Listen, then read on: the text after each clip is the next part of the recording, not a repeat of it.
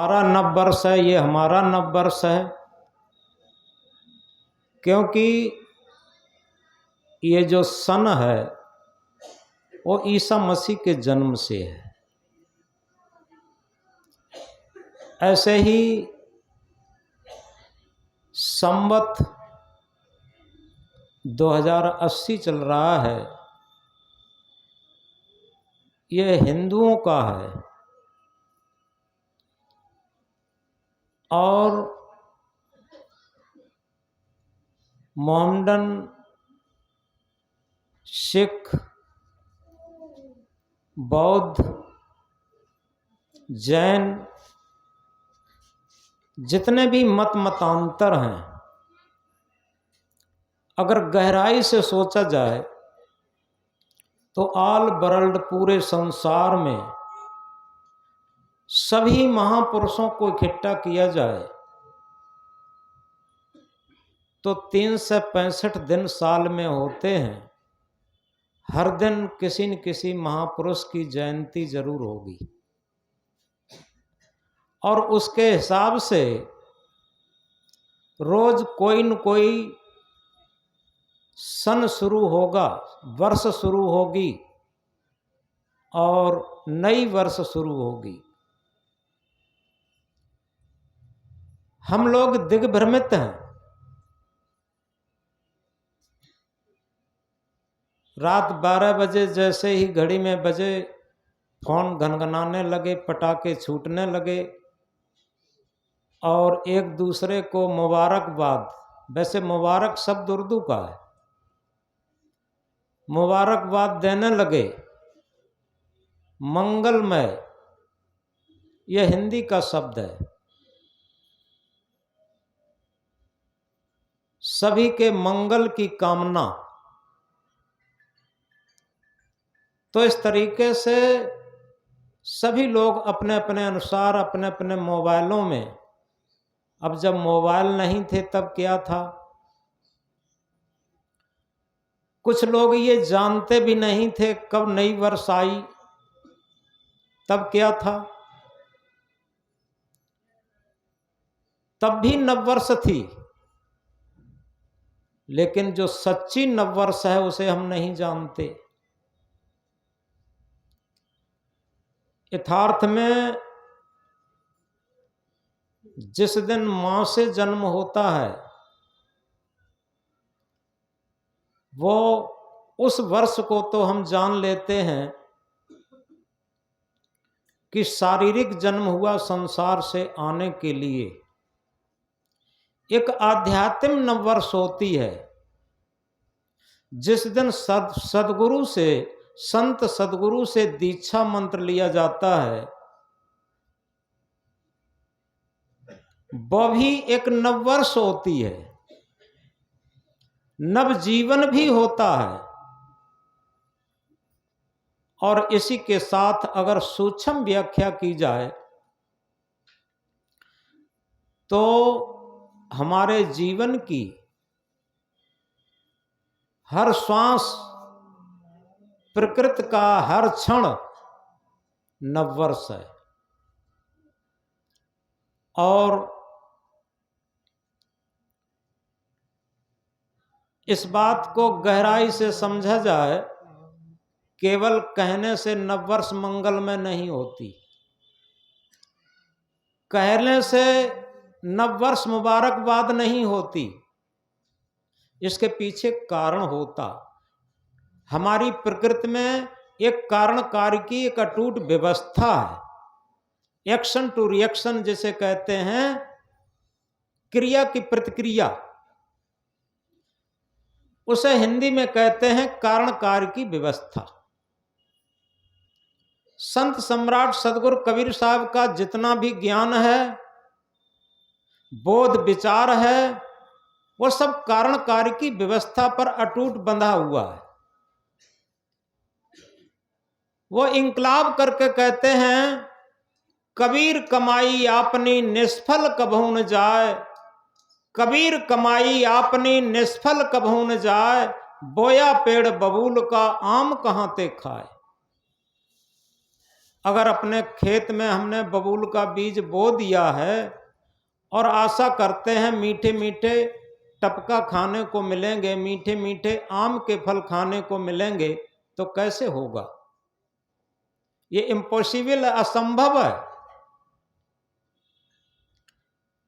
तो इसी तरीके से अगर हम अगले क्षण को प्रसन्नता में चाहते हैं,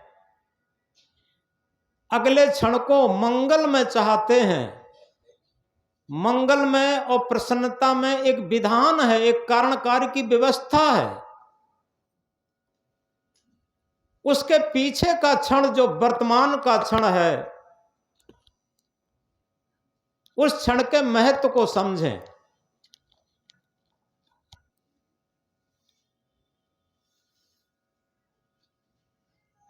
क्योंकि हम जीवन भर भूत और भविष्य का महत्व देते। सदगुरु कबीर साहब इंकलाब करके कहते हैं, जो बीत गया वो सपना, जो बीत गया वो मुर्दा है, आने वाला सपना है, जिसमें हम बंधन काटें वो वर्तमान समय अपना है। जो बीत गया वो मुर्दा है, जो कल 2023 बीत चुका है वो मुर्दा है। और कल जो कल्पना कर रहे थे अब 2024 आने वाला है, वो एक सपना है। और जिसमें हम बंधन काटें वो वर्तमान समय अपना है। आज तक हमने वर्तमान मूल्य का समय नहीं समझा। यह आध्यात्मिक जीवन जीने की सच्ची कला है। जिस दिन हम वर्तमान जीवन को समझना शुरू कर देंगे, वर्तमान क्षण को समझना शुरू कर देंगे, उसी दिन हम सत्य को समझना शुरू कर देंगे। वर्तमान समय का सत्य का अटूट संबंध है। इस बात को बहुत गहराई से समझें। वर्तमान की जागरूकता जितने भी महापुरुष आए हैं वो जगाने का काम किए हैं। जागो लोगो मत सुबो, ना कर नींद से प्यार, जैसा सपना रहन का वैसा यह संसार। जागो लोगो मत सुबो, ना कर नींद से प्यार। नींद केवल रात्रि में सोते हुए लेते हैं, उसी को नींद नहीं कहते। हम जागते हुए सो रहे। ये बात समझ में नहीं आ रही होगी कि जागते हुए कैसे सो रहे। जैसे रात्रि का सपना होता है, वैसे ही दिन का भी सपना होता। एक छोटी सी बात से समझेंगे, बड़ी सरल भाषा में। एक आदमी था बहुत गरीब, और वो बाजार गया हुआ था। पुराना जमाना था। और उसी गांव का एक आदमी और था जो थोड़ा पैसे वाला था, वो भी गया था। गर्मी का दिन था, उसे एक गगरी खरीदनी थी। उसने गगरी को खरीद लिया पानी भरने के लिए। अब सोच रहा है ये गगरी जाएगी कैसे घर तक। तब तक वो गरीब आदमी मिला। उस गरीब आदमी से कहा कि भैया तुम हमारी ये गगरी लिए चलो, मटकी लिए चलो, तो तुम्हें 1 रुपया हम देंगे। उस समय 1 रुपये का बहुत मूल्य था। वो बहुत खुश हो गया कि हमें गरीब आदमी, हमें 1 रुपया मिलेगा इस मटकी के ले जाने में। उसने सिर पर मटकी को रख लिया। अब वो चल रहा है रास्ता। अब सपना देख रहा है कि देखो ये मटकी में हमें 1 रुपया मिलेगा, अब 1 रुपए के 2 अंडे आ जाएंगे और 2 अंडों में 2 मुर्गियां आ निकलेंगी और 2 मुर्गियों से हम धीरे धीरे अपना शुरू करेंगे, फिर 2 बकरियां ले लेंगे और बकरियों को धीरे धीरे बढ़ाते बढ़ाते फिर हम 2 भैंसें ले लेंगे और जब भैंसें बढ़ जाएंगी तो कई भैंसें एक डेयरी टाइप हो जाएगी और जब डेयरी टाइप हो जाएगी तो काफ़ी आमदनी होगी, फिर हम एक मकान बनवाएंगे और मकान बनवाने के बाद फिर हमारी शादी हो जाएगी और शादी होने के बाद फिर हमारे बाल बच्चे होंगे और जब बाल बच्चे हो जाएंगे और हमारा बेटा बड़ा हो जाएगा तो बेटा ये कहेगा कि पापा रोटी खा जाओ, तो हम कहेंगे अभी नहीं खाएंगे। उसने सर हिलाया और सर हिलाते हुए क्या हुआ, उसकी मटकी टप से गिर पड़ी और मटकी फूट गई। अब मटकी फूट गई, पीछे से तब तक वो आदमी गया जिसकी मटकी थी। उसने कहा यार तुमने तो सब काम गड़बड़ कर दिया, मटकी फोड़ दी। अब वो आंखें तरेरते हुए बोला गरीब आदमी कि तुम्हारी तो केवल मटकी फूटी और हमारा तो सारा घर बर्बाद हो गया।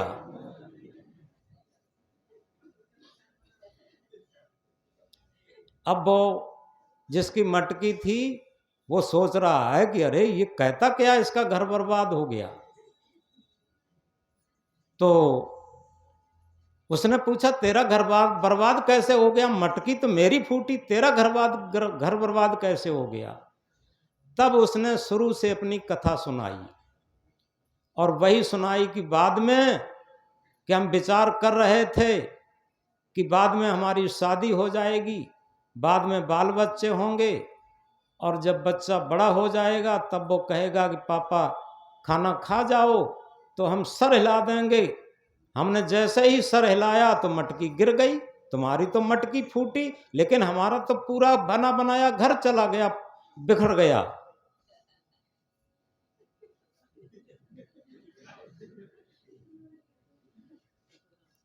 तो यह है एक सपना, मतलब जागते हुए सपना देखना।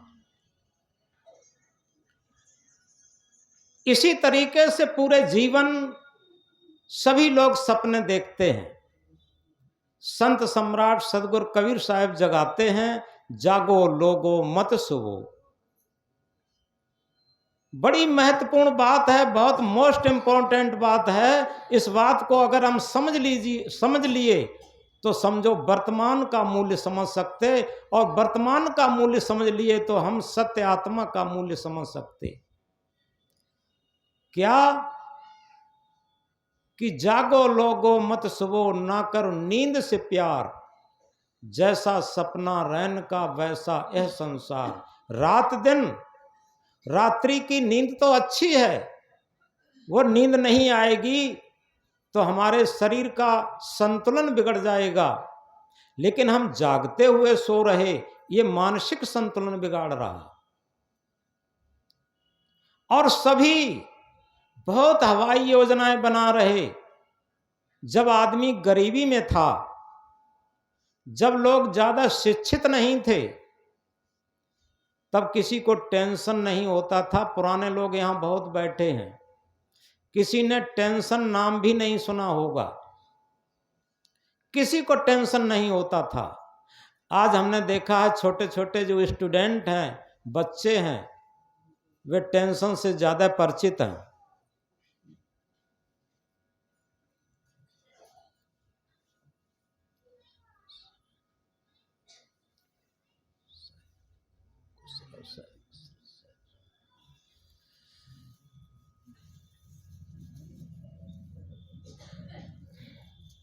छोटे छोटे बच्चे हैं, वो टेंशन से ज्यादा परिचित हैं। कहते हैं कि मम्मी आज तो मुझे टेंशन हो गया, पापा आज मुझे टेंशन हो गया।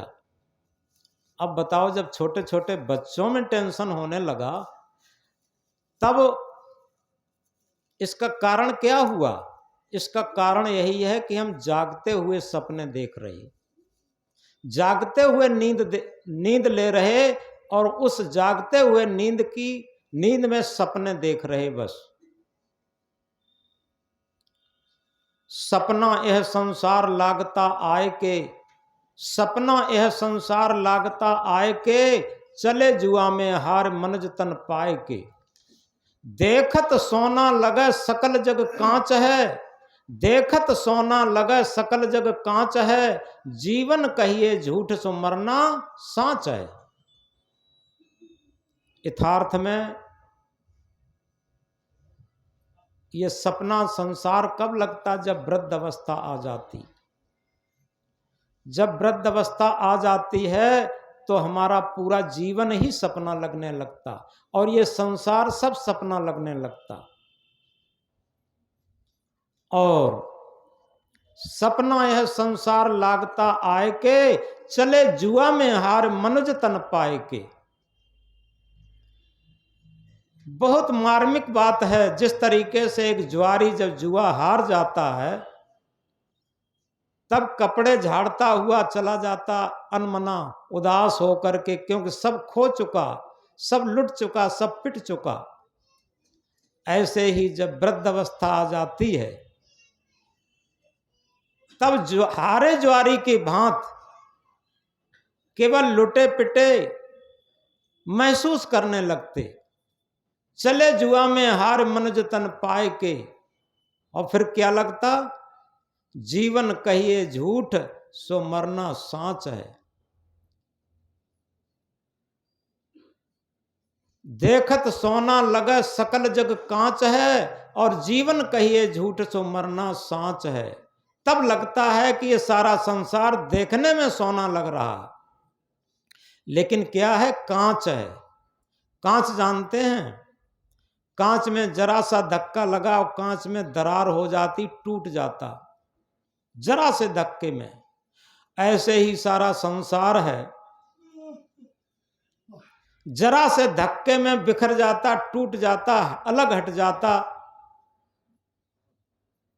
अभी कोई माता पिता कितने ही बच्चे की, कोई भी माता पिता अपने बच्चे की परवरिश में कमी नहीं रखता, लेकिन जरा भी, मैंने देखा है कई बार, न्यूज़पेपर में भी पढ़ा है, कोई बच्चा मोबाइल मांग रहा था, माता पिता ने मोबाइल नहीं ले पाया तो बच्चे फांसी पर लटक गए,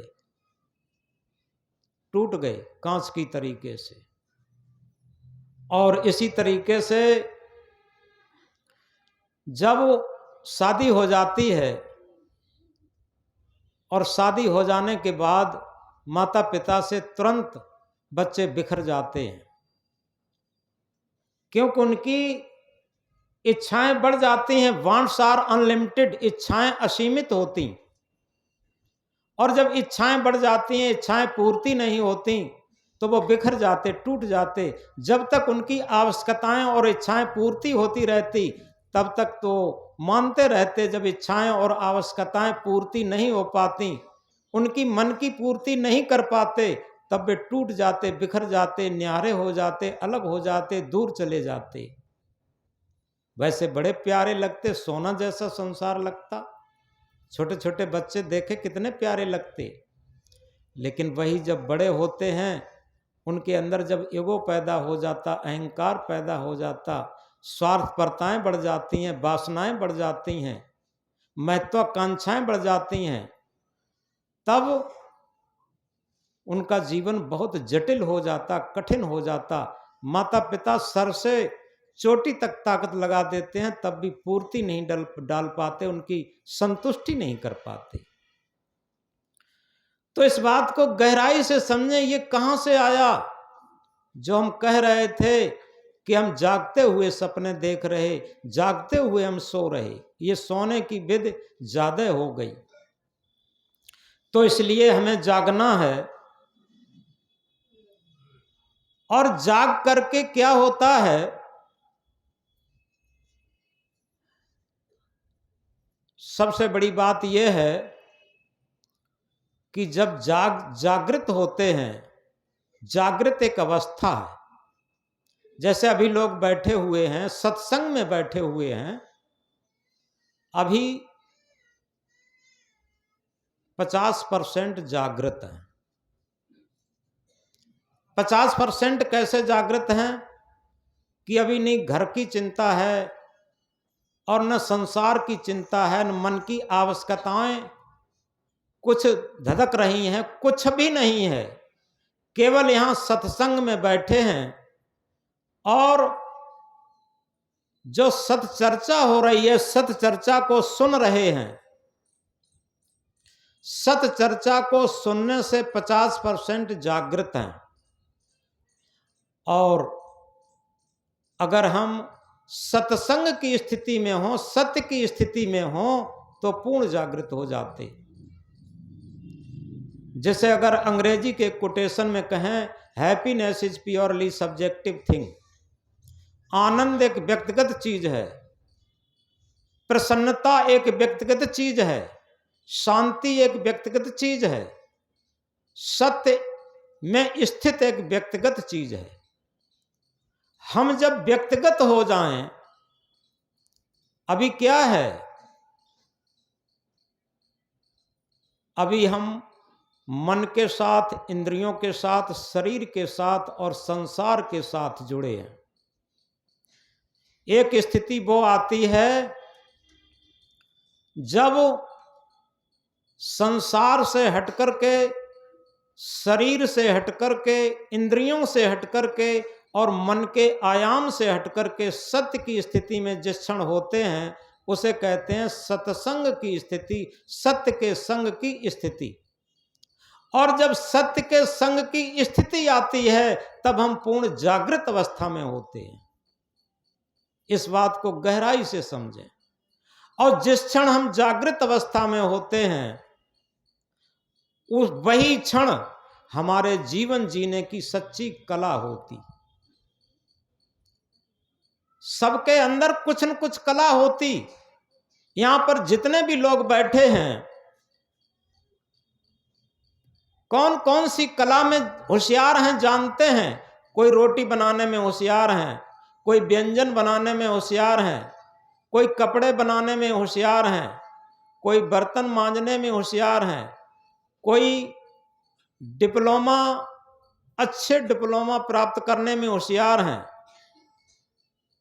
और कोई मकान महल बनाने में होशियार हैं। पता नहीं किस किस में होशियार हैं इतने लोग बैठे। लेकिन कभी विचार करके देखा, सारी कलाओं के होते हुए क्या जीवन जीने में भी होशियार हैं? क्या जीवन जीने की कला भी हम जानते हैं?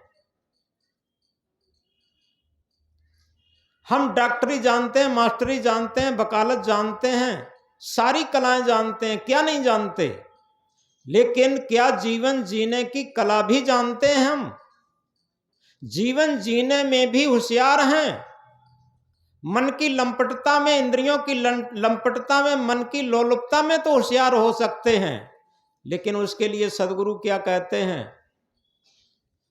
चतुराई चौपट करे, चतुराई चौपट करे, ज्ञानी गोता खाए, सीधा सादा सरल जीवन ताय स्वरूप स्थित दर्शाए, ताय सत्य स्थित दर्शाए, ताय आत्म पद दर्शाए।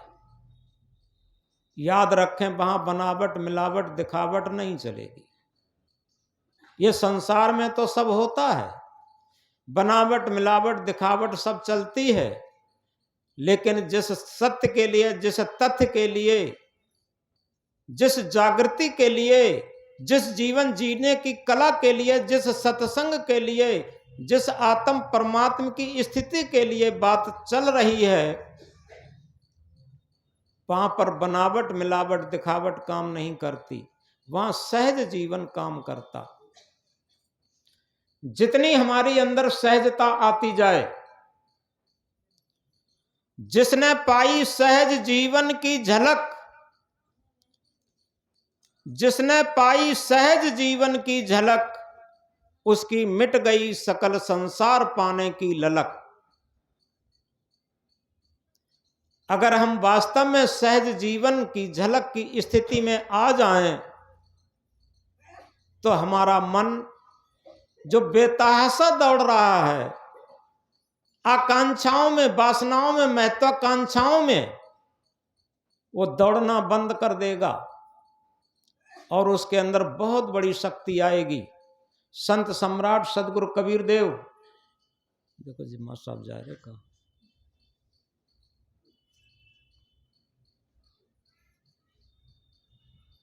संत सम्राट सदगुरु कबीर देव क्या कहते हैं? दौड़त दौड़त दौड़िया जहां तक मन की दौड़, दौड़ थकी मन थिर भया वस्तु ठौर की ठौर। कहीं खोजना नहीं था, कहीं ढूंढना नहीं था, उसके लिए कोई भी रिसर्च नहीं करनी थी, कोई भी भौतिक उपकरण उसके लिए नहीं लगाना था। किसके लिए? शांत के लिए। किसके लिए? सत्य के लिए, आत्मस्थिति के लिए, परमात्म स्थिति के लिए, कल्याण के लिए। केवल दौड़ बंद करनी थी। जिस तरीके से अभी आपको दिल्ली जाना है, तो जितना तीव्रगामी वाहन आप पकड़ेंगे उतनी जल्दी दिल्ली पहुंच जाएंगे। जितना तीव्रगामी वाहन पकड़ेंगे उतनी जल्दी दिल्ली पहुंच जाएंगे। लेकिन आंतरिक मंजिल के लिए, सत्य की मंजिल के लिए, आत्म परमात्म की स्थिति की मंजिल के लिए, शांति की स्थिति के मंजिल के लिए जितना हम रुकेंगे, जितना हम स्थिर होंगे, जितना हम शांत होंगे, उतना ही मंजिल के नजदीक होंगे। बाहरी मंजिलें सब दौड़ कर मिलती हैं, आंतरिक मंजिल रुक कर मिलती है। दौड़ना तो हमने बहुत सीखा, लेकिन क्या हमने रुकना भी कभी सीखा? जिस दिन हम रुकना सीखना शुरू कर देंगे, रुकना नहीं जानते, रुकना उसी दिन आता है जब हमें कोई प्रतिकूलता की ठोकर लगती है। इस बात को और गहराई से समझें। हम जिस प्रतिकूलता से घबराते हैं और जिस अनुकूलता के लिए लालायत रहते हैं, आध्यात्म क्षेत्र बिल्कुल उल्टा है, भक्ति का क्षेत्र बिल्कुल उल्टा है, शांति का क्षेत्र बिल्कुल उल्टा है। सारी मंजिलें बहिर्मुखी हैं, आंतरिक मंजिल अंतर्मुखी है, और अंतर्मुखी होने के लिए हमारा मन जितना अनुकूलता के लोलुपता में पड़ा रहता, उतना ही उसके अंदर राग की स्थिति होती जो हमें सत्य से भटकाता। और जितना ही कभी कभी आपने देखा होगा, जिसको देखे बिना हमें चैन नहीं पड़ता, रात दिन उसे देख लेते हैं तो चैन पड़ जाता। ये क्या है? ये मोह और आसक्ति, राग जिसे कहते हैं। लेकिन उसकी तरफ से जब प्रतिकूलता आ जाती, कभी पता लगे, उसकी तरफ से जब प्रतिकूलता आ जाती, तब उसके देखने में परेशानी हो जाती। पहले क्या था? उसे देखकर चैन मिलता था, अब न देखे से चैन मिलता है। कितना अंतर हो गया। तो जिसे कहते हैं प्रतिकूलता, ये बहुत अच्छी चीज है। अगर आप देखें, मीरा को अगर प्रतिकूलता न मिली होती, जो छत्राणी परिवार की और राजरानी थी, उसे प्रतिकूलता न होती तो इतनी बड़ी भक्त न बन पाती। मीरा मगन भई गलियां गलियां गुरु गुण गाने लगी। गुरु का गुण क्यों गा रही? और मगन होकर के गा रही। कभी विचार करके देखा, पूरे जीवन कभी हम मगन कहां हो पाते? मगन होना अलग चीज होती है, क्योंकि अंदर से जब मगन होते हैं तो निश्चित है तभी हो पाते हैं जब हमारा मन निर्मल होता, पवित्र होता, अमन की स्थिति में होता, तभी मगन हो पाते। और मीरा ही नहीं, सबरी को प्रतिकूलता न आती, ध्रुव को प्रतिकूलता न आती, प्रहलाद को प्रतिकूलता न आती, बुद्ध, महावीर, कबीर को प्रतिकूलता न आती। जितने भी महापुरुष हैं सबको बहुत बड़ी प्रतिकूलताओं का सामना करना पड़ा। हमने बहुत पहले विद्यार्थी जीवन में एक कविता लिखी थी, गफलत में सो रहा है शमशान जाने वाले, गफलत में सो रहा है शमशान जाने वाले, अनुकूलता में पढ़कर सुखासा में भूले, अनुकूलता में पढ़कर सुखासा में भूले, जग में है को तुम्हारा, जग में है को तुम्हारा, मेरा मेरा कहने वाले, गफलत में सो रहा है शमशान जाने वाले। प्रतिकूलता में स्थिति हो, प्रतिकूलता में स्थिति हो, जगत जाल टूटे, संसार है वीराना, संसार है वीराना, ओ मोह करने वाले, गफलत में सो रहा है शमशान जाने वाले। प्रतिकूलता भक्त के लिए, साधक के लिए और सत्संग के लिए एक अमृत है।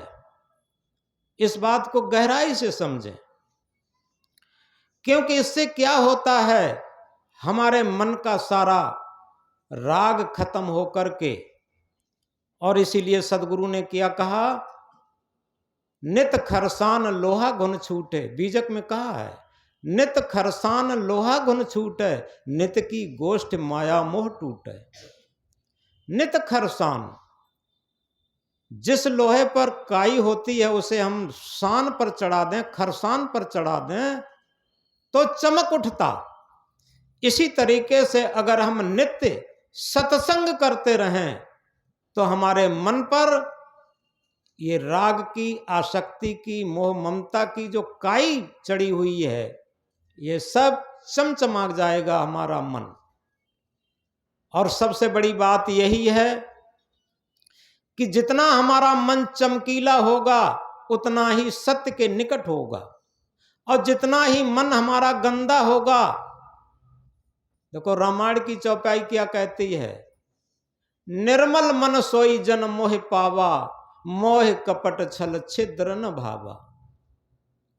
जितना मन निर्मल होगा वही सत्य स्वरूप, आत्म स्वरूप, राम स्वरूप, परमात्म स्वरूप को जान सकता, प्राप्त कर सकता। यहां छल कपट काम नहीं करेगा। सदगुरु कबीर साहब क्या कहते हैं, कबीर मन निर्मल भया जैसे गंगा नीर, पीछे पीछे हर फिरें कहें कबीर कबीर। यदि हमारा मन निर्मल हो जाए, दुनिया में इससे बड़ी संपत्ति कुछ है ही नहीं। आज हम सुख के लिए ये सोचते हैं कि इतनी बड़ी हवेली हो जाए, इतने घोड़ा गाड़ी वाहन हो जाएं, इतना बड़ा पद प्रतिष्ठा हो जाए, इतना सोना चांदी हो जाए तो हम सुखी हो जाएंगे। जितना आप कल्पना करते हैं उतना इस संसार में कई लोगों के पास उससे और अधिक रहा है, बना रहा, लेकिन उन्हें शांति नहीं मिली, उन्हें सुख नहीं मिला, उन्हें सत्य नहीं मिला। तो इसलिए सबसे बड़ी बात यह है कि हमारा मन निर्मल कैसे बने, पवित्र कैसे बने। तो सदगुरु एक महामंत्र में कहते हैं, जहां सेवा वहां त्याग है, जहां त्याग वहां प्रेम, निर्मल अंतःकरण जहां वहां शांति सुख चैन। आप समझें, हम नववर्ष मना रहे हैं किसके लिए? कि हम प्रसन्नता से रहें, हमारा नववर्ष प्रसन्नता भरा रहे, उन्नत भरा रहे, सामंजस्य भरा रहे, प्रेम भरा रहे। लेकिन ये सामंजस्य, प्रेम, उन्नत, ये किसमें समाहित हैं? केवल हमारे मन में। हमारे जीवन में अगर सबसे बड़ा महत्व है तो मन का है, लेकिन उस मन को हमने इतना गंदा बना दिया है, अपवित्र बना दिया है, स्वार्थी बना दिया है, लोलुपी बना दिया है कि रात दिन केवल वो दुख को इकट्ठा करता, चिंता को इकट्ठा करता। रामायण की चौपाई क्या कहती है? चिंता से सुधि बुद्धि हरत, घटत रूप गुण ज्ञान, लाज काज विद्या घटत चिंता चिता समान। चिंता जिंदा को जलाती है, चिता मुर्दे को जलाती है। तो रात दिन जो चिंता और टेंशन, ये कहां से आते? गंदे मन से, स्वार्थी मन से, लोलुपी मन से। याद रखें, क्योंकि तृष्णा है कि डाकने की जीवन को काल, और निस्दिन चाहे जीवन करत बेहाल। हविस की हविस इंसान को हैवान बना देती है, हविस की हविस इंसान को हैवान बना देती है, हविस की चोट इंसान को इंसान बना देती है। अगर हविस से बचे जीवन भर तो इंसान को भगवान बना देती है। इस मन की हविस में पड़ करके आदमी अपने जीवन की बेहाल अवस्था में पहुंच जाता। लेकिन होता यह है कि समझाने से कोई समझना भी नहीं चाहता। सब जानते हैं, ऐसा कोई भी नहीं है जो बातें हम कह रहे हैं वो बातें वो न जानते हो। हम कोई बहुत बड़ी बातें नहीं कह रहे, हम वही बातें कह रहे हैं जो आप जानते हैं। लेकिन अंतर इतना होता है, जैसे एक गोली राइफल की बैरल से निकल के जाती है और एक गोली मैगनीज में से निकाल के मार दी जाती है। आप समझ सकते हैं प्रभाव किसका होता है। हम केवल अपने आचरणों में वो चीजें उतारने नहीं जानते हैं, हम जानते तो हैं, अपने आचरणों में नहीं उतारना चाहते। और इसलिए क्या कहा? गलती करे और न जाने उसे शैतान कहते हैं। छोटा बच्चा होता ना, गलती करता है लेकिन वो जानता भी नहीं, इसीलिए उसे क्या कहते हैं? शैतान। गलती करे और न जाने उसे शैतान कहते हैं, और गलती करे और न माने उसे हैवान कहते हैं, और गलती करे और मान ले उसी को इंसान कहते हैं, और कभी गलती न करे उसी को भगवान कहते हैं।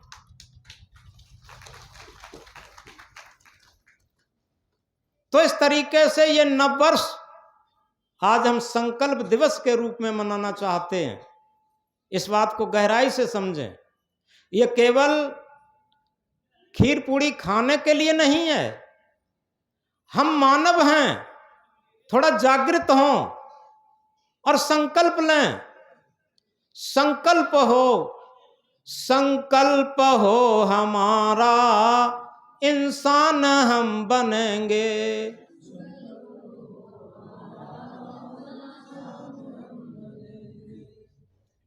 बड़ी धीरज से कहते हैं, क्यों लगता है संकल्प कर नहीं रहे हैं। यानी जैसे बच्चे को, हमारा वो कुलदीप है ना, हमने कहा था आज संकल्प लो, आज से झूठ नहीं बोलेंगे, आज से चालाकी नहीं करेंगे, और हम सच सेवा भी करेंगे और सच्चे संत भी बनेंगे। और उसने सोचा कि अंदर से वजन पड़ रहा, तभी चुपचाप चला गया। तो सभी कुलदीप तो नहीं हो जाएंगे। अगर वास्तव में अगर हम इस बात को गहराई से समझना चाहते हैं अपने अंदर और दानेदार बनना चाहते हैं, इसी बीच एक छोटी सी बात और कहना चाहते हैं, बड़ी मार्मिक है, क्योंकि सदगुरु कबीर साहब बड़ी खरी खोटी बातें कहे, और खरी खोटी नहीं थी, वो सच्ची बातें थीं। और वो डॉक्टर हजारी प्रसाद द्विवेदी ने लिखा है कि कबीर साहब लोगों की आंखों में उंगली डाल करके जगाना चाहते थे और झकझोर करके जगाना चाहते थे। तो इसी तरीके से थोड़ा गहराई से समझें। एक गाड़ी दिल्ली से हावड़ा के लिए रवाना हुई, ट्रेन। उसमें एक कंपार्टमेंट में एक भिक्षुक घुस गया, भिखारी। अक्सर घुस ही जाते हैं। तो एक डिब्बे में पहुंच करके एक भिखारी ने हाथ फैलाया, बाबूजी हमें भी कुछ पैसे मिल जाते खाने पीने के लिए। तो बाबू लोग बोले, चलो चलो तुम्हारी यहां दाल नहीं गलेगी। बाबू लोगों ने भिखारी से क्या कहा कि चलो चलो तुम्हारी यहां दाल नहीं गलेगी। उस भिखारी ने क्या कहा? भिखारी ने कहा, बाबूजी दाल तो गल जाती अगर पानी अच्छा होता। थोड़ा गहराई से समझें। बाबूजी दाल तो गल जाती अगर पानी अच्छा होता। इसी तरीके से ये जीवन की गाड़ी चल रही है, चली जा रही है जीवन की रेल। ये जीवन की रेल चल रही है और इस सत्संग रूपी कंपार्टमेंट में, डिब्बे में हम जैसा एक भिखारी घुस आया है और क्या मांग रहा है? एक भिक्षा। किसकी भिक्षा? दुर्व्यसनों की, गलतियों की। आज से हम कोई भी दुर्व्यसन प्रयोग नहीं करेंगे। सबसे बड़ी चीज, दुर्व्यसनों की भिक्षा मांग रहा है ये भिक्षुक ऐसे सत्संग रूपी कंपार्टमेंट में घुस करके। अगर आप लोग ये कह देते हैं कि चलो चलो तुम्हारी याद दाल नहीं गलेगी, तो चलो हम नहीं कहना चाहते हैं, लेकिन उस भिखारी की बात याद कर लें। सबसे बड़ी चीज ये है कि ये नववर्ष जो है एक संकल्प दिवस के रूप में मनाएं। चलो हम कह रहे थे, संकल्प हो हमारा इंसान हम बनेंगे।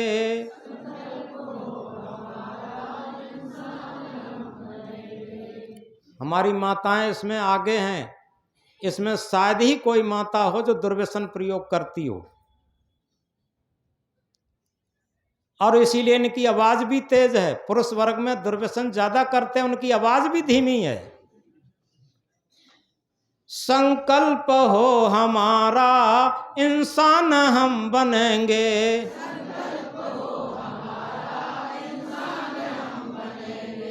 इंसान बन गए तो भगवान भी बनेंगे।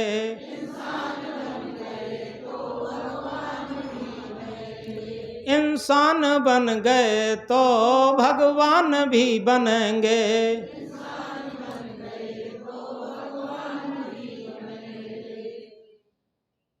अब लोगों के मन में फिर एक संदेह पैदा हो गया होगा, डाउट, एक प्रश्न। इंसान तो बन सकते हैं, लेकिन भगवान कैसे बन जाएंगे?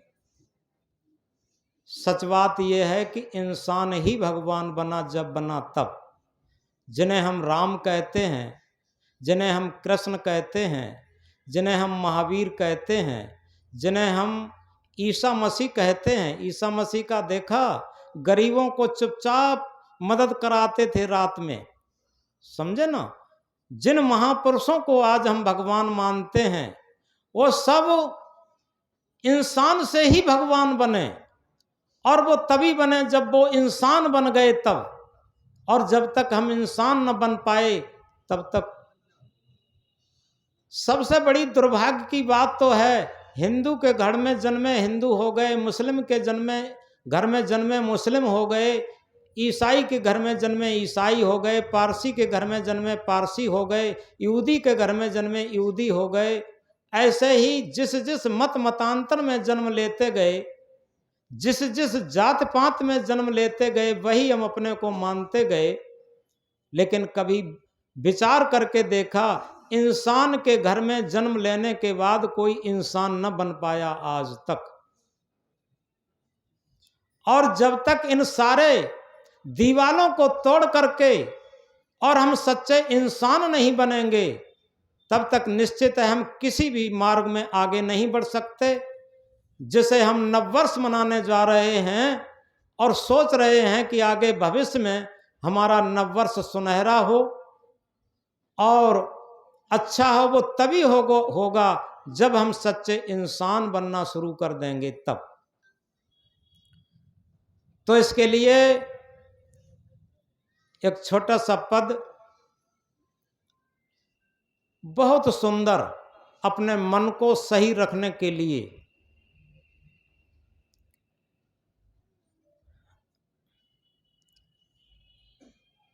कि किस तरीके से हमारा मन ये वासनाओं की लदनियां लाद रहा है। भूले मन समझ के लाद लदनियां, भूले मन समझ के लाद, भूले मन समझ के लाद लदनियां।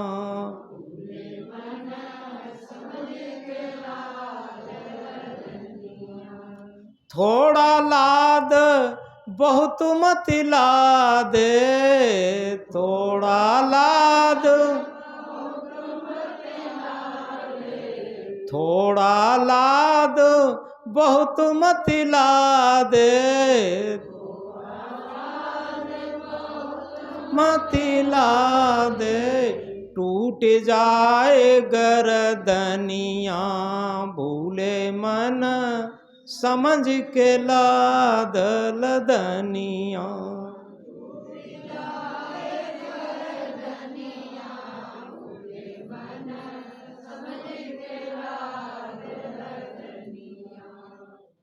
इसमें होता क्या है,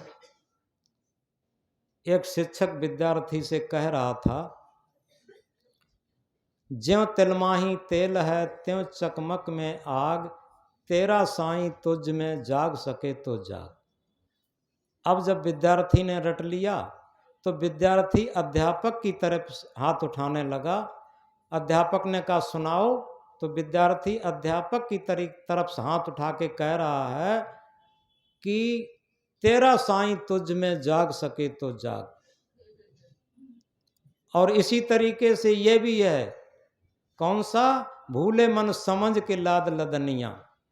हम आप लोगों से कह रहे हैं, आप हमसे कह रहे हैं।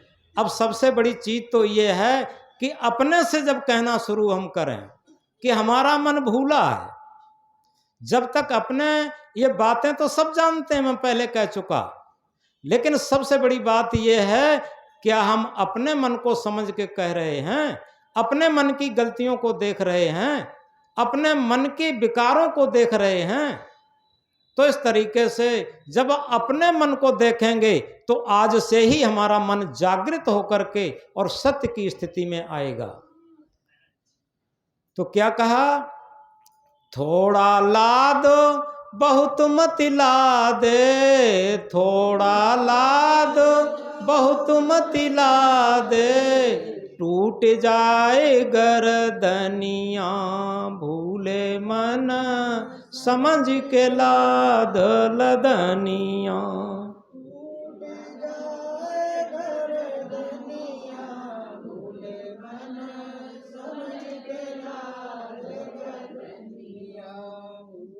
मन समझ के लाद लदनियां।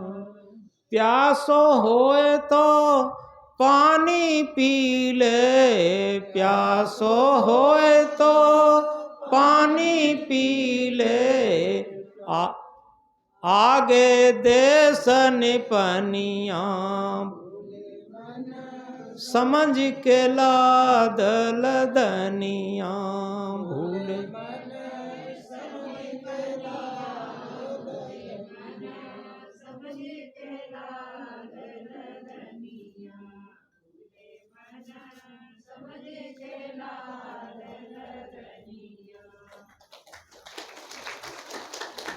कहत कबीर सुनो भई साधो, कहत कबीर सुनो भई साधो,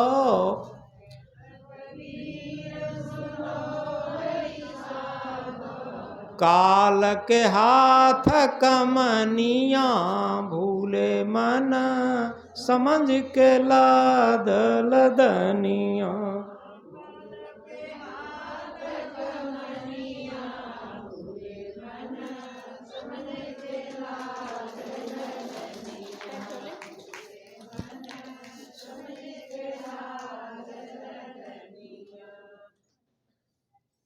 अब अगर इस भजन को अपने मन के ऊपर तौलें तो हम समझ सकते हैं कि अपनों मन को हमने कितना बोझिल बना लिया, कितना वजन लाद लिया। दुनिया को लगता है हम ही चलाते।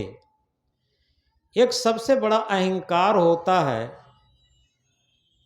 कि जीवन भर ये कहते रहते कि हमने ये किया, हमने ये किया, हम ना होते तो ऐसा ना होता, हम ना होते तो ऐसा ना होता।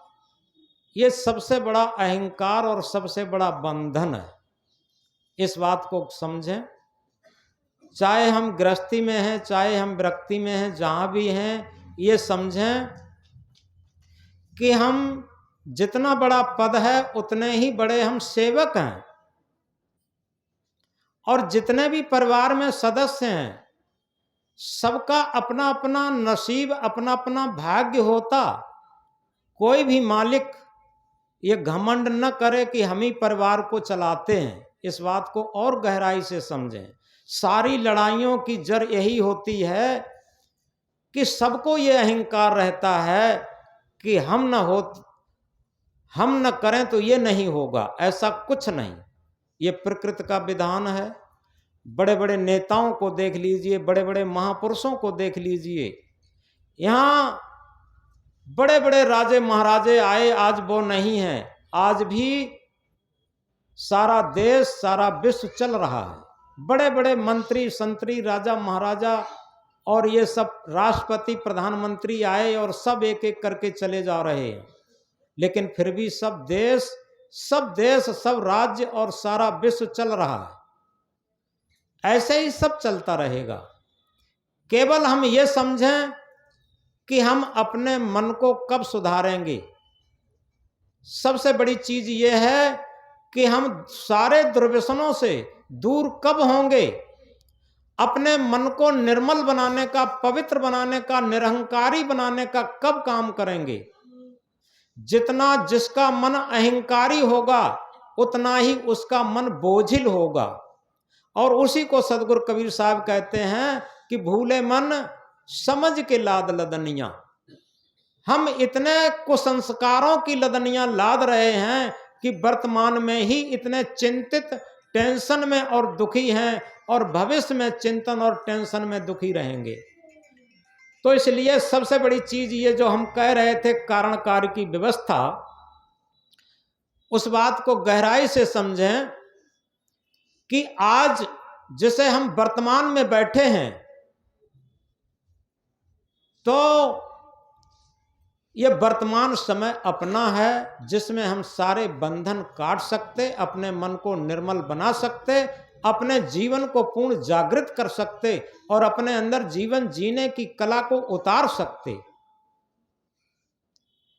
ये अपने आप और स्वाभाविक है, लेकिन हम जागृत नहीं हो पाते। अगर आज इस नववर्ष की बेला में अपने को जागरूक करना चाहते हैं तो एक ही बात समझें कि हम मालिक न बने, हम क्या बने, सेवक बने। आप लोगों ने रामायण की एक बात सुनी होगी। कौन सी?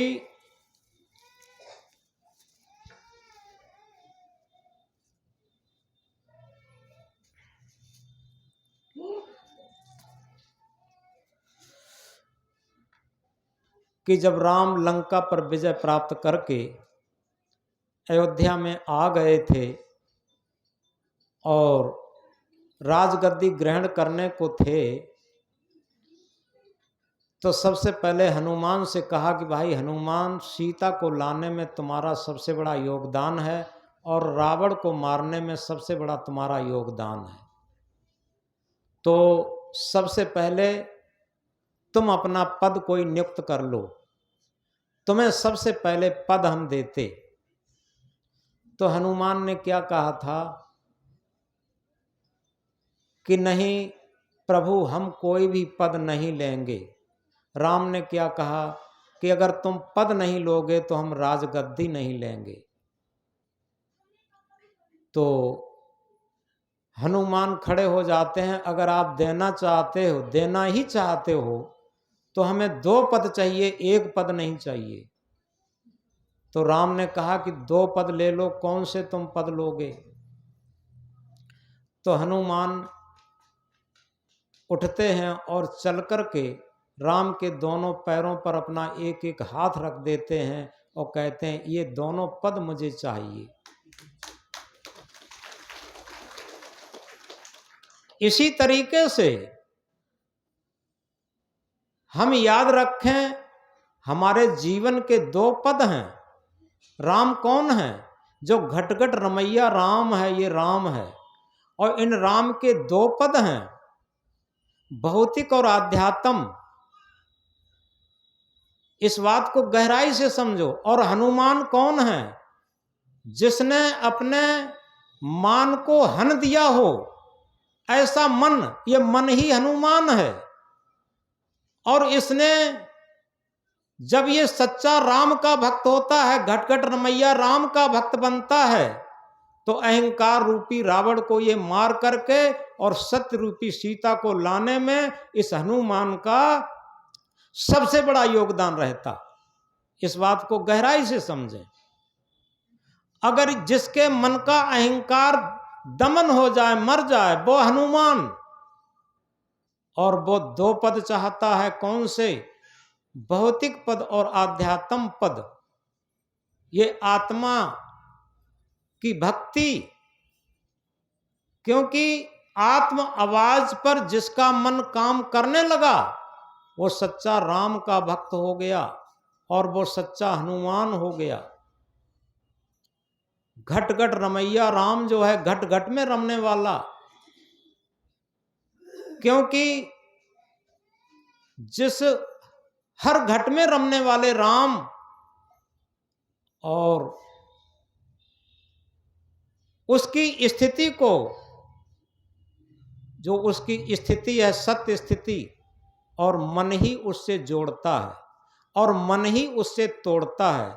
अगर ये मन संसार में जुड़ गया तो उस सत्य से दूर चला जाता, और संसार से जब हट जाता तो ये अपने सत्य आत्म रूपी राम से जुड़ जाता, आत्मा राम से जुड़ जाता।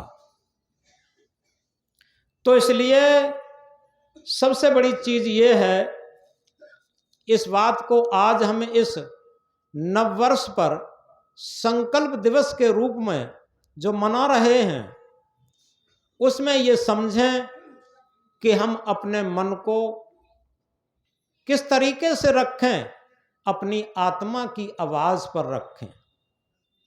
हमारी आत्मा की आवाज पर ये मन रूपी हनुमान अगर चलने लगा तो क्या होगा? अहंकार रूपी रावण मर जाएगा और सत्य रूपी सीता की खोज हो जाएगी। याद रखें, सत्य कहीं बाहर नहीं है, सत्य हमारे अंदर ही है। तो इसलिए आज का सत्संग हमारे जीवन को जागृत करके और हमारे जो मन की दुर्व्यसन है उन्हें हटा करके और सत्य की स्थिति में लाने का प्रयास किया जा रहा। और सभी लोग अपने अपने अंदर आत्मिक संकल्प लें विवेक पूर्वक संकल्प लें कि हम कोई भी दुर्व्यसन प्रयोग नहीं करेंगे। दूसरी बात, अपने अंदर इस बात का अहंकार नहीं रखेंगे कि हम बहुत बड़े घर के मालिक हैं। यह अहंकार ही सारी टूटन फूटन पैदा करता। केवल इस बात को गहराई से समझें, जो जितना बड़ा मालिक है वो उतना ही बड़ा उस घर का सेवक है। अमेरिका का राष्ट्रपति जो अब्राहम लिंकन, जो लकड़हारे का बेटा था, और अमेरिका का राष्ट्रपति जब पहली बार बना तो सबसे पहले अपने गांव में गया और एक बूढ़ी मां के पैर चरण स्पर्श किए तो मां ने आशीर्वाद दिया और कहा कि बेटा, मैंने सुना तू पूरे देश का सबसे बड़ा अधिकारी बन गया। अब्राहम लिंकन ने क्या कहा, नहीं मां, हम कोई अधिकारी नहीं बन गए, हम देश के सबसे बड़े सेवक बन गए। आज इस संकल्प लें, हम अपने अंदर ये अहंकार न रखें। इन छोटे छोटे बच्चों में बड़ी असीम शक्तियां हैं। इन्हीं में से ध्रुव, इन्हीं में से प्रहलाद, इन्हीं में से डॉक्टर, इन्हीं में से इंजीनियर, इन्हीं में से वकील, और इन्हीं में से राष्ट्रपति, प्रधानमंत्री, मंत्री, सब इन्हीं में से तो निकलते हैं। तो क्यों इतना अहंकार करते? सब अपना अपना नसीब, अपना अपना भाग्य लेकर के आते हैं। तो अहंकार को यहां छोड़ के जाएंगे, दुर्व्यसन को यहां छोड़ के जाएंगे और निर्मल मन, पवित्र मन को लेकर के जाएंगे। तो हम कह रहे थे एक महामंत्र जो बहुत महत्वपूर्ण है, इस मंत्र के ऊपर ही ये पूरा सत्संग था। कबीर कमाई आपने निष्फल कबहू न जाए, बोया पेड़ बबूल का आम कहाँ ते खाए। अगर हमने अपने खेत में बबूल का बीज बो दिया है तो बबूल का ही बीज उगेगा और कांटे लगेंगे।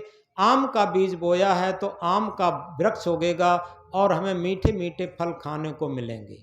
इसी तरीके से हम अपने अंतःकरण में, मन में अगर विकार बोते हैं, क्योंकि जब हमारे विचार गंदे होते हैं तो कर्म भी गंदे होते हैं, और कर्म गंदे होते हैं तो संस्कार भी गंदे होते। तो सबसे बड़ा महत्व हमारे जीवन में विचारों का है। उठता है विचार तो उठता है आदमी, उठता है विचार तो उठता है आदमी, और गिरता है विचार तो गिरता है आदमी। हमारे जितने विचार महान होंगे उतनी ही महानता की तरफ हमारा जीवन चला जाएगा, और जितने हमारे निम्न विचार होंगे उतना ही हमारा जीवन निम्न होगा। तो इसलिए विचारों का जीवन में बहुत बड़ा महत्व है। और यह न समझें, सुर नर मुनि और देवता सात दीप नौ खंड, कहें कबीर सब हो गया दे धरे को दंड। हम आप तो बहुत छोटी चीज हैं, चाहे वो सुर हो, नर हो, मुनि हो, देवता हो, कोई भी हो, सबको दे धरे का दंड भोगना पड़ा।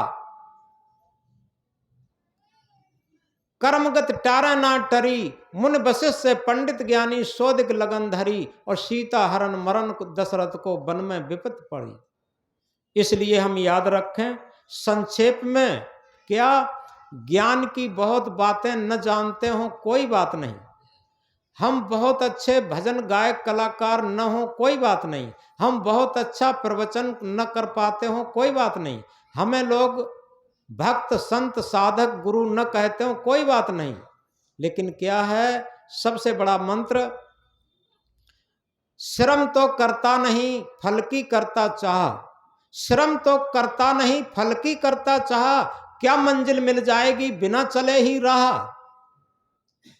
जब तक हम कोई भी श्रम नहीं करेंगे और फल की चाह करेंगे, हम क्या चाहते हैं कि नववर्ष मंगलमय हो, नववर्ष हमारा सुनहरा हो, तो ये फल की चाह करते हैं। उसके लिए हमें कर्तव्य करना पड़ेगा।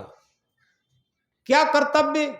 सबसे पहले हमारा हमारे विचार सुंदर हों, और जब विचार सुंदर होंगे तो हमारा मन पवित्र होगा, निर्मल होगा, और जब मन निर्मल होगा तो सदकर्म होगा, सदधर्म होगा, पवित्र संस्कार होंगे, और जहां संस्कार पवित्र होंगे तो अगला क्षण हमारा, अगला क्षण, अगली श्वास और अगला वर्ष हमारा सुनहरा होगा, मंगलमय होगा। ये कारण कार्य की व्यवस्था है। इसलिए अंतिम बात को कहकर के बात बंद करते, फूल बनकर मुस्कुराना जिंदगी है। हम किस गम में अपने मन को बोझिल बनाए रहते, दुखी बनाए रहते, क्या लेकर के आए थे और क्या लेकर के जाएंगे। इकट्ठे कर जहां के जर सभी मुल्कों के माली थे, और सिकंदर जब चला दुनिया से दोनों हाथ खाली थे, कुछ नहीं। इसलिए फूल बनकर मुस्कुराना जिंदगी है, मुस्कुराकर गम भुलाना जिंदगी है। जीत कर मुस्कुराए तो क्या हुआ, जीत कर मुस्कुराए तो क्या हुआ, हार कर भी मुस्कुराना जिंदगी है, हार कर भी मुस्कुराना जिंदगी है। कभी भी ये जीवन में मत माने, क्योंकि डिफिकल्टीज मेक्स मैन, कठिनाइयां आदमी को बनाती हैं। वह पथ क्या, पथिक सफलता क्या, जिस पथ में बिखरे सूल न हो, उस नाविक की धैर्य परीक्षा क्या, यदि धाराएं प्रतिकूल न हो। सुरखरू होता है इंसान ठोकरें खाने के बाद, सुरखरू होता है इंसान ठोकरें खाने के बाद, हिना रंग लाती है पत्थर पर घिसने के बाद। इसलिए याद रखें, झांक रहे सब इधर उधर, अपने अंदर झांके कौन।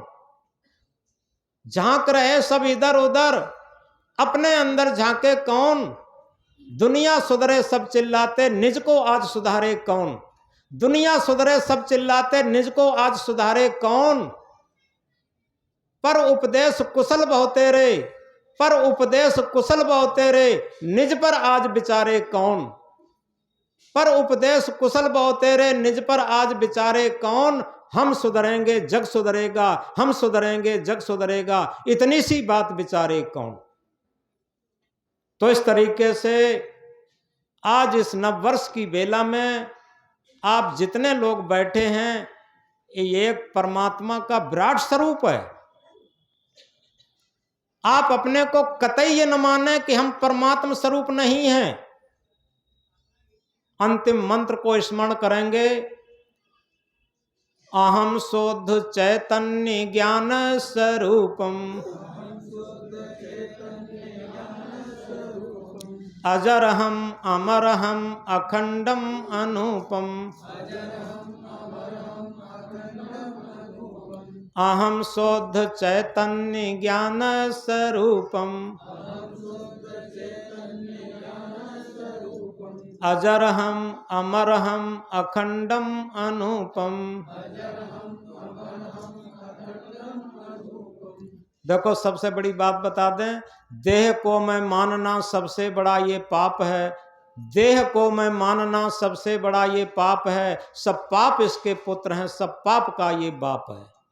जब तक हम शरीर को जीवन मानते रहते, ये मानते मैं हूं, तब तक सारे पापों का केंद्र हम बने रहते, याद रखना।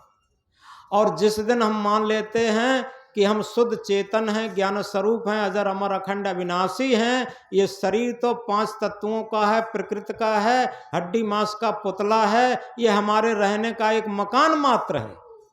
जिस तरीके से हम किसी मकान में रहते हैं तो क्या कहते हैं, ये मकान मेरा है।